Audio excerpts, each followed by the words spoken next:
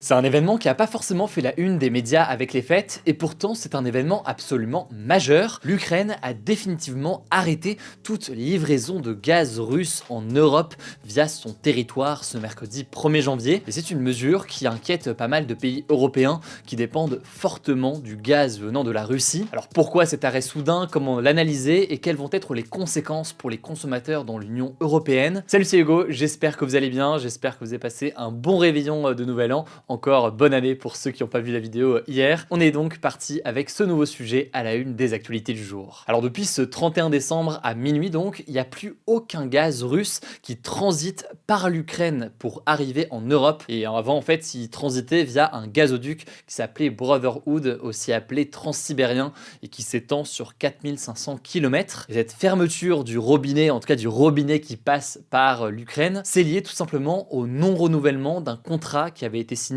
en 2019 entre l'Ukraine d'un côté et l'entreprise publique russe Gazprom, qui était autrefois le premier exportateur de gaz au monde. Alors l'Ukraine s'est félicitée de cet arrêt en déclarant, je cite, « Nous avons arrêté le transit du gaz russe, c'est un événement historique, la Russie perd des marchés, elle va subir des pertes financières », c'est ce qu'a notamment déclaré le ministre ukrainien de l'énergie, German Galushchenko. En effet, pour l'Ukraine, ça paraît assez évident, continuer ces échanges de gaz et continuer donc à faire transiter comme ça du gaz russe sur son territoire pour aller vers l'Europe. Certes, ça rapportait de l'argent, on revient là-dessus après, mais ça revenait aussi à financer la guerre de la Russie sur son territoire, puisque forcément tout ce gaz russe qui passait chez lui pour être vendu aux pays européens, eh bien c'était de l'argent en plus pour la Russie. Mais alors, avant de s'intéresser aux conséquences de cet arrêt, de quoi est-ce qu'on parle exactement et qu'est-ce que représente ce gaz pour l'Europe? Alors quand on parle de gaz naturel ici, c'est du gaz qui est extrait du sol par forage. Alors comme le charbon, comme le pétrole, c'est donc ce que l'on appelle un combustible fossile, donc issu de la décomposition de matières organiques comme des plantes ou des animaux qui sont enfouis sous la terre pendant des millions d'années. Bon alors en Europe, ça je vous apprends rien, ce gaz il est utilisé pour la production d'énergie, donc pour l'électricité ou pour se chauffer par exemple, c'est le cas dans beaucoup de foyers, ça peut être donc dans les logements mais aussi dans l'industrie ou encore dans les commerces. Et cette énergie issue du gaz fossile, ça représente environ un quart de l'énergie totale utilisée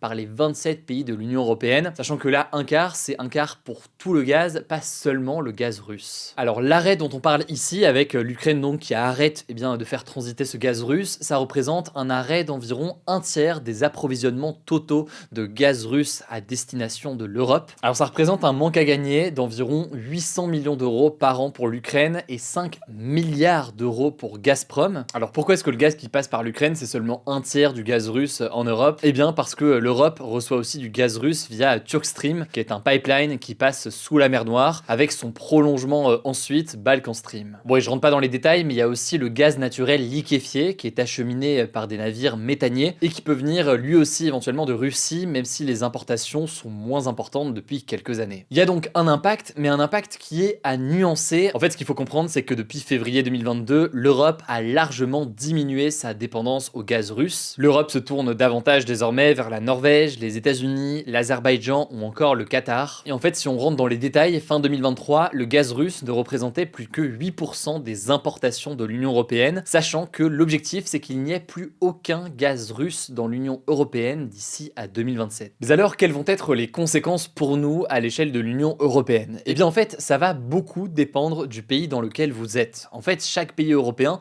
a ses propres fournisseurs de gaz. Et déjà, il faut savoir que cette route gazière par l'Ukraine, ça représentait que 5% des importations de gaz de l'Europe, en tout cas avant la coupure de ce mercredi. C'est donc absolument pas majoritaire, mais le truc c'est que c'est une moyenne, et donc il y a certains pays qui sont encore très dépendants du gaz russe, et c'est notamment certains pays en Europe de l'Est. On peut aussi citer certains pays comme l'Autriche. Le cas peut-être le plus critique, c'est celui de la Moldavie. La Moldavie, c'est donc un pays qui est situé entre la Roumanie et l'Ukraine, qui a d'ailleurs décrété l'état d'urgence énergétique. En effet, en 2024, environ 70% de sa consommation de gaz provenait de la Russie. Résultat, à cause de cette coupure, les habitants sont invités, je cite, à s'habiller chaudement, se regrouper dans une seule pièce et à ne pas utiliser des moyens de chauffage artisanaux pour prévenir les risques d'incendie. Et en fait, souvent, c'est des difficultés qui sont liées à un enclavement géographique. En gros, c'est des pays souvent qui n'ont pas d'accès à la mer et qui n'ont pas donc beaucoup de choix pour l'approvisionnement en gaz. Là, c'était le cas de la Moldavie, mais dans certains cas et pour certains pays, il y a aussi des raisons politiques, puisque certains veulent maintenir des liens, y compris économiques donc, avec le gouvernement russe. Parmi ces pays qui sont proches de la Russie, Russie, c'est le cas par exemple de la Slovaquie, un pays qui est membre de l'Union européenne, mais qui est aussi proche de la Russie, avec un gaz russe qui représente près de 90% de ses importations en 2024. Alors cette coupure par l'Ukraine a mené à des tensions entre le Premier ministre slovaque et le gouvernement ukrainien. Surtout que, il faut le savoir, l'Ukraine s'est connectée au réseau électrique européen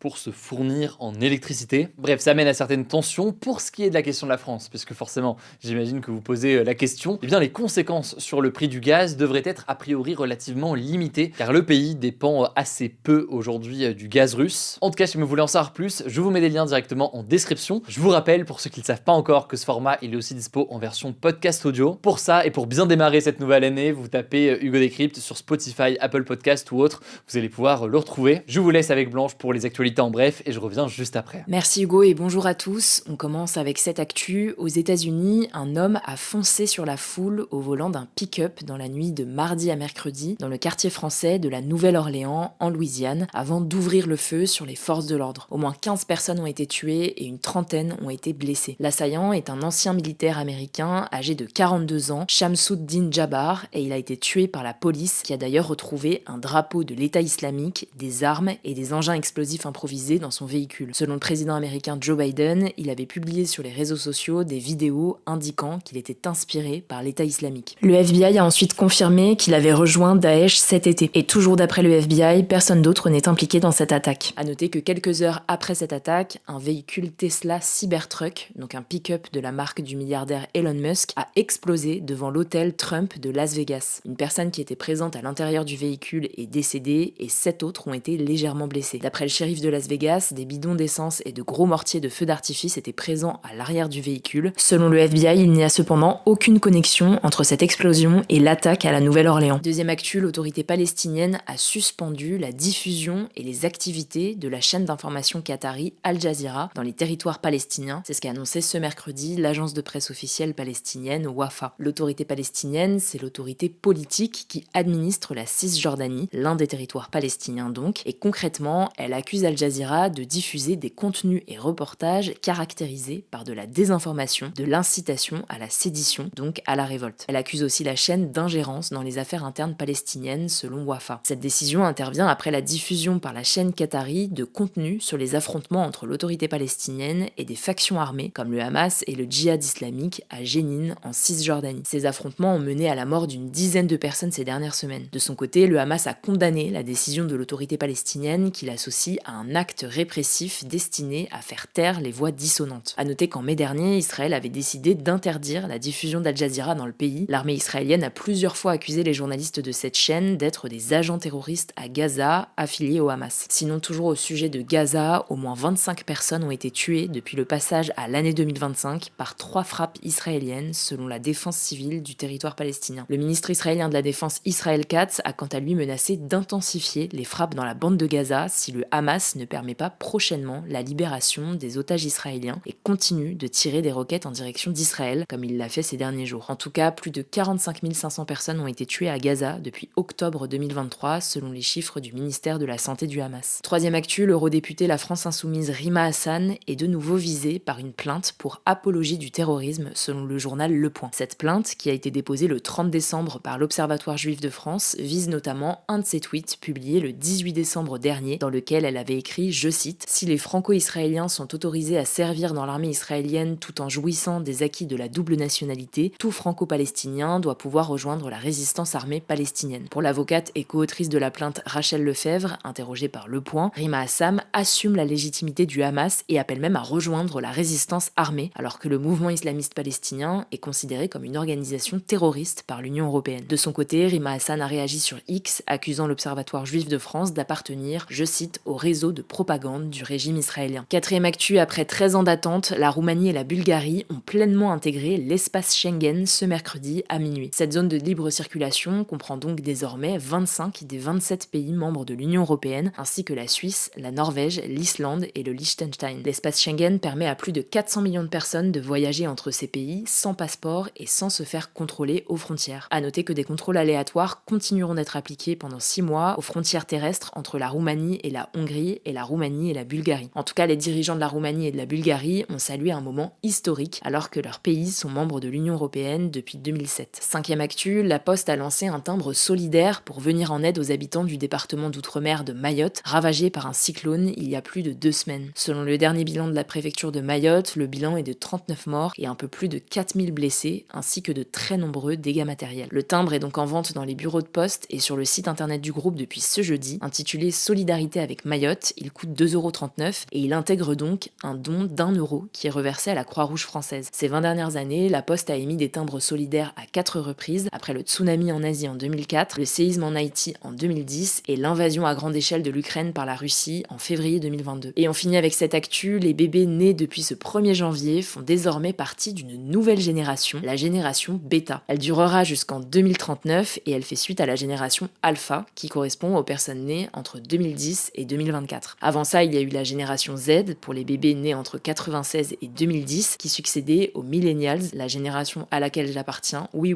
née entre 81 et 96. La durée d'une génération est estimée à environ 15-20 ans, mais elle peut varier en fonction des événements sociaux, technologiques ou historiques marquants. Merci beaucoup Blanche pour ces actualités en bref. Voilà donc pour ces actualités aujourd'hui. J'avais le hockey pendant la moitié du tournage. Ce début d'année démarre extrêmement bien. On a quand même réussi à aller jusqu'au bout. Je le disais, rendez-vous en podcast audio pour découvrir ce format en version audio. Prenez soin de vous, prenez soin de nos proches et puis on se dit à demain pour une nouvelle vidéo.